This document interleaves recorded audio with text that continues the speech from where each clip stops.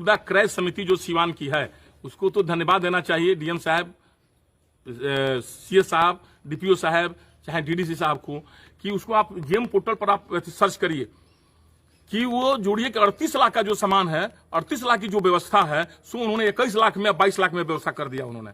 उसमें 15 से 16 लाख रुपया, 17 लाख रुपया एक एम्बुलेंस में उन्होंने बचत किया है, 18 लाख के आसपास। तो इसमें तो सरकार के राजस्व की बचत हुई है, इसमें क्षति कहां से हुई है, इससे पहले बताइए आप हमको।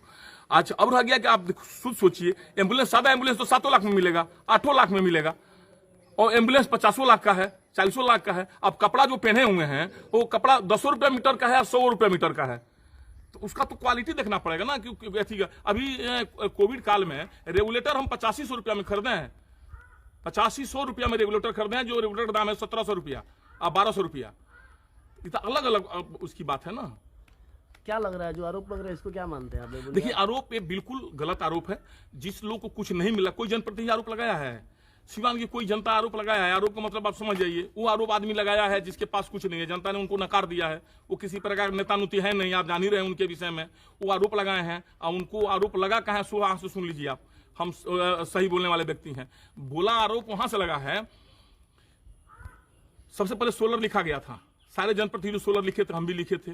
सोलर में थोड़ा सा गड़बड़ी हमको सुनने के आया, हम सबसे पहले सोलर पर कंप्लेन कर दिए और कंप्लेन करके लिखे कि सर सोलर पे बहुत बड़ा गलती है, इसमें आप जांच कराइए। कोई अपने योजना पर कंप्लेन नहीं करता है, लेकिन टूना पांडे वो जनप्रतिनिधि है कि अपने योजना पर कंप्लेन कर दिया, तुरंत सोलर हमने बंद करवा दिया।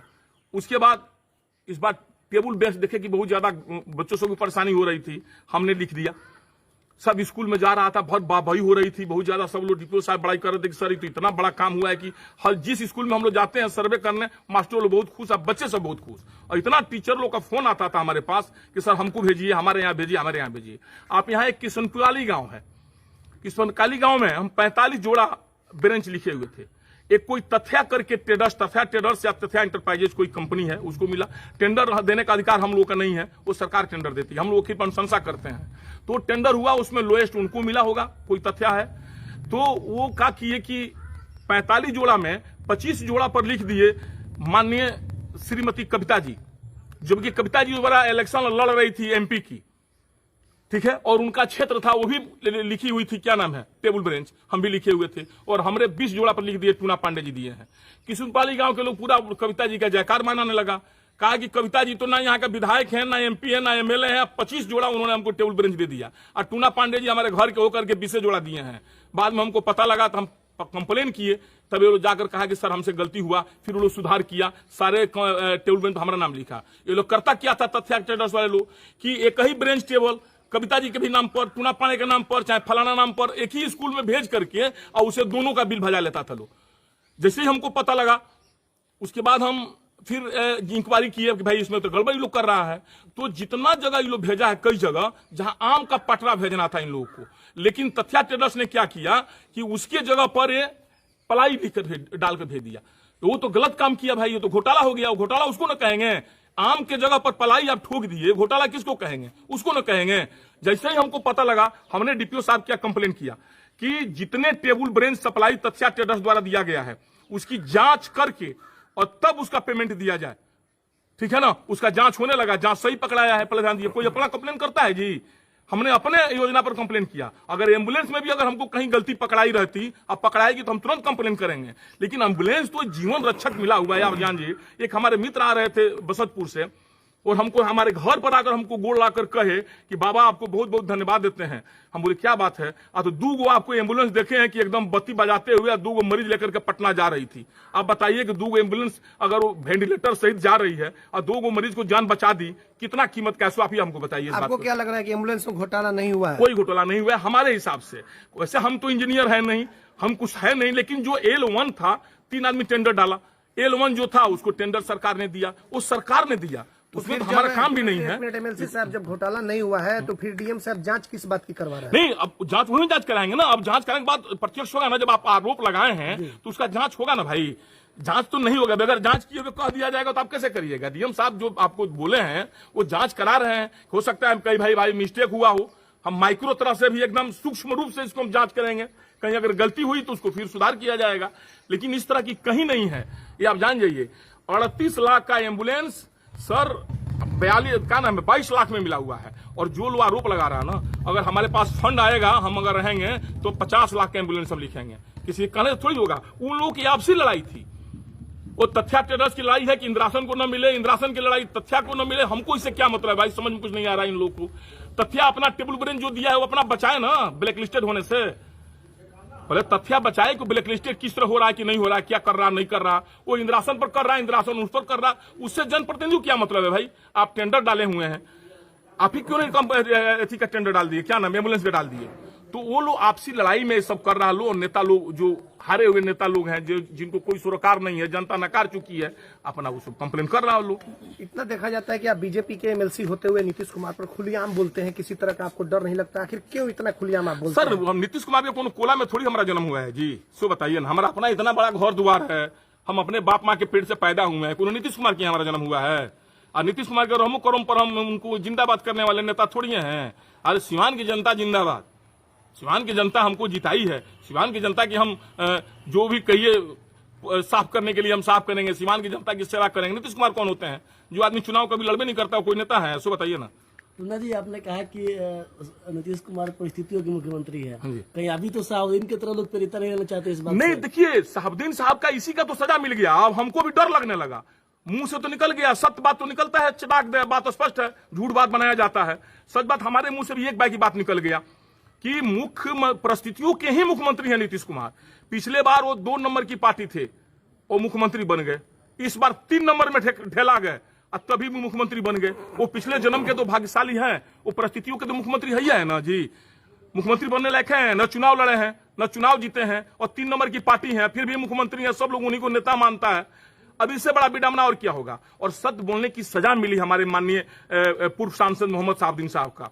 और हम बोल दिए, बोलने के बाद हमको भी ये डर लग रहा है कि भाई ये सच, तो हम भी बोल दिए, वो भी बोल दिए थी बात। हम बोले आपको कि हमारे नेता नहीं है मुख्यमंत्री जी नीतीश कुमार जी। हाँ, हमारे मुख्यमंत्री हैं, बिहार के मुख्यमंत्री हैं। बिहार के मुख्यमंत्री दूसरा कोई थोड़ी हो सकता है। आपके महागठबंधन के तो नेता है। नहीं, बिल्कुल नहीं, हम बीजेपी के हैं। हम एनडीए के नेता है ना। देखिए, एनडीए, बीजेपी, ये सब अलग अलग पार्टी है। अभी लोग पार्टी रोज बनता है, रोज बिछड़ता रहता है। हमको एनडीए नहीं, हम बीजेपी के नेता हैं, बीजेपी से एमएलसी हैं, और हमारा नेता बीजेपी का नेता है। हमारा नेता नीतीश कुमार नहीं हो सकते हैं, बिहार के मुख्यमंत्री हो सकते हैं।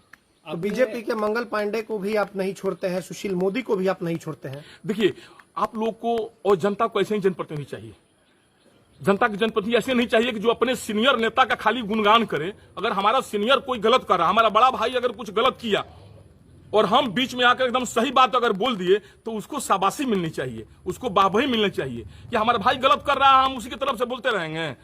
हम उसमें के नेता नहीं हुए, तो हमारी तो उसमें ऐसी होनी चाहिए ना। साहुद्दीन साहब की लोकप्रियता उसमें क्या मिला? उनको तो पब्लिक कितना लोकप्रियता दे रही थी जब भागलपुर से आए, और यहाँ के सीवान के नेताओं लोगों को लगा कि तो घड़ियालू आंसू लोग बहाना चालू कर दिया कि अब तो साहुद्दीन साहब आ गए भागलपुर जेल से, उन लोगों का तो रोटी चलेगा नहीं सीवान में।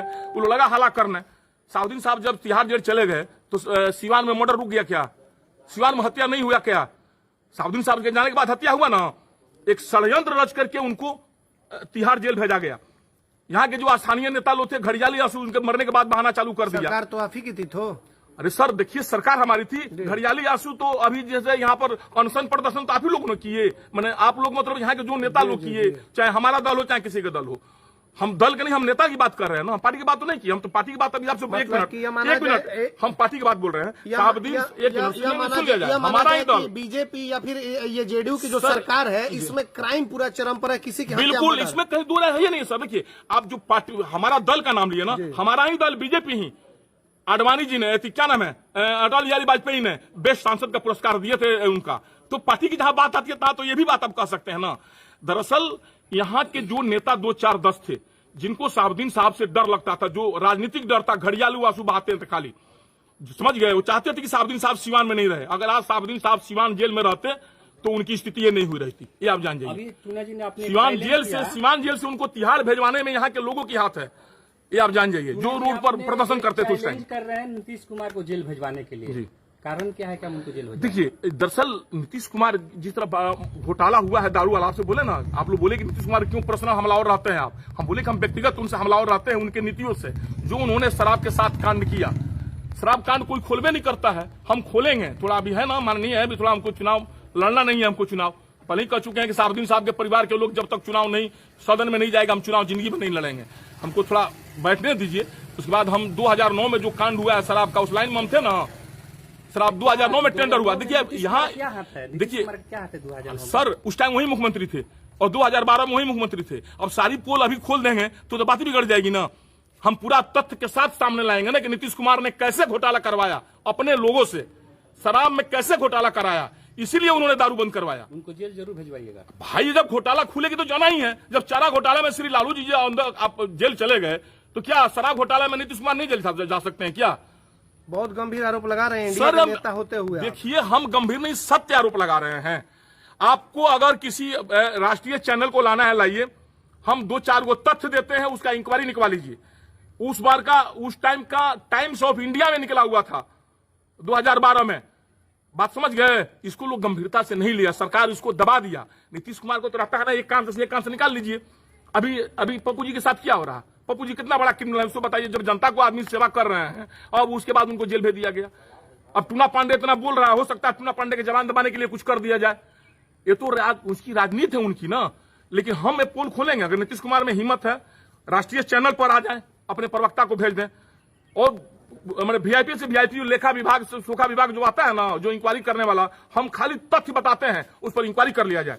अगर नीतीश कुमार दोषी नहीं हो जाए तो हम आजीवन उनका गुलाम बनकर रहेंगे। इतना कमी होने के बाद भी आप लोग क्यों मुख्यमंत्री बनाए नीतीश कुमार? हम लोग कहाँ बनाए भाई?